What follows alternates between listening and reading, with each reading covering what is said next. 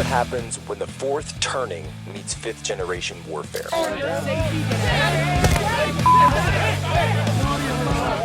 A commentator, international social media sensation, and former Navy intelligence veteran. This is Human Events with your host, Jack Posobiec. Christ is king. The DOJ now suing the city of Boston, alleging its sanctuary city policies interfere with the federal government's deportation efforts. The lawsuit also naming Mayor Michelle Wu and Boston Police Commissioner Michael Cox. Here's what's happening. A steady drumbeat of job losses at the federal government level. You can say this is extreme, or you can say the data kind of supports this. We're getting back to a place we were before the pandemic. Right, there was a pretty good surge under the Biden administration, so we're bringing that back down, at least the federal government level. It's I have that number now. I just calculated it. 88,000 jobs lost in the federal government ex-postal service since the beginning of the year. 88,000. Trump planning to sign an executive order today to rebrand the Department of Defense. The Department of War will become the secondary title of the Defense Department. Department of War, by the way, was a title used back in the 18th century, and the president has stated that the name has a, quote, stronger sound. We're following a massive ICE raid at a Hyundai plant in Georgia. Officials say roughly 450 undocumented migrants were apprehended. Now, Thursday's raid was carried out by multiple state and federal law enforcement agencies, including ICE, the FBI, and the Georgia State Patrol. With more than 450 people apprehended, this marks what appears to be one of the largest ICE raids at a single site in the 22-year history of this agency. Now, here's what we know. This happened at the Hyundai Meta plant site. This is in Ella Bell, Georgia. This is just 25 miles or so west of Savannah.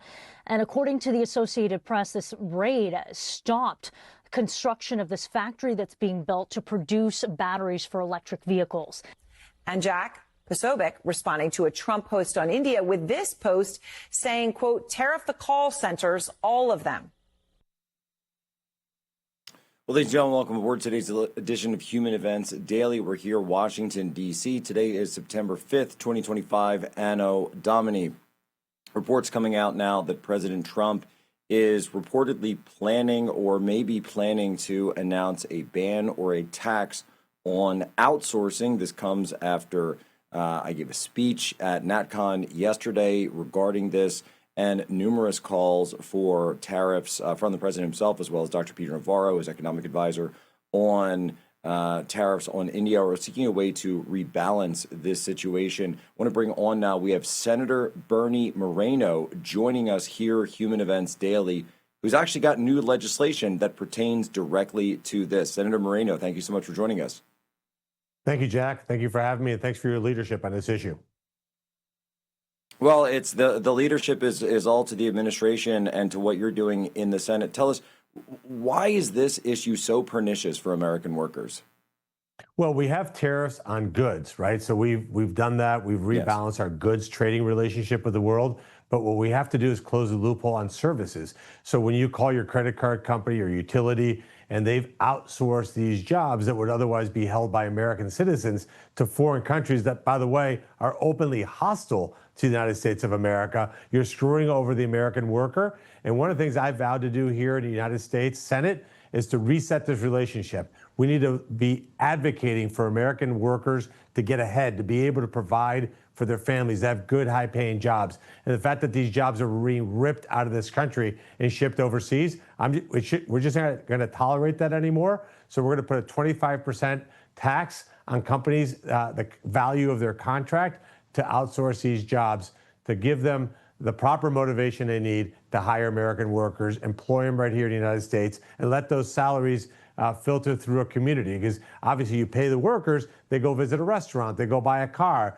they buy a home, rent an apartment. We're losing all that to these foreign countries, and these corporations are chasing cheap labor. We're not going to let them keep doing that with no penalties at all.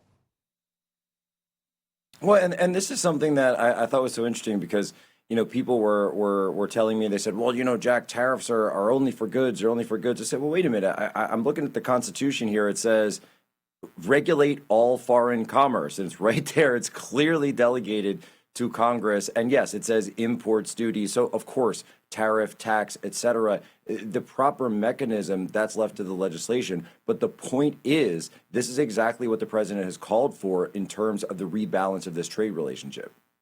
Yeah, exactly. And then what we're going to do with the money, by the way, is invest it in trade schools so we can help American workers skill up, connect them to the good jobs that they need. Ultimately, Jack, this is very simple. What every elected leader in Washington, D.C. should do, and what President Trump is doing, is making certain that we put the American worker at the absolute center of every policy decision that we make. And this is just another example of rebalancing the scales for those workers.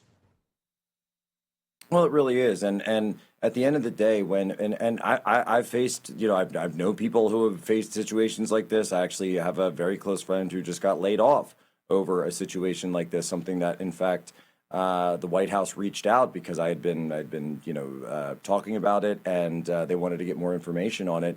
And how many times have we had where people have had to train their own replacements, and that's exactly what happened in this situation, and it's got to stop. Yeah, absolutely. I mean, it's a slap in the face to American workers. It's absolutely idiotic for our country. It's great for these corporate executives that make even more money and pay themselves even more salaries.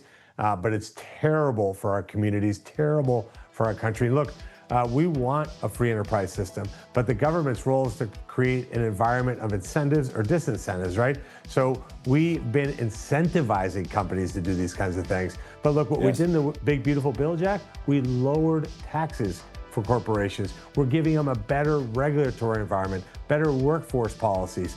They should, at a minimum... we are coming up on a quick break. Can I hold you over just to finish the thought? Absolutely. Thank you very much. Right back. Human Events Daily, Real America Sports.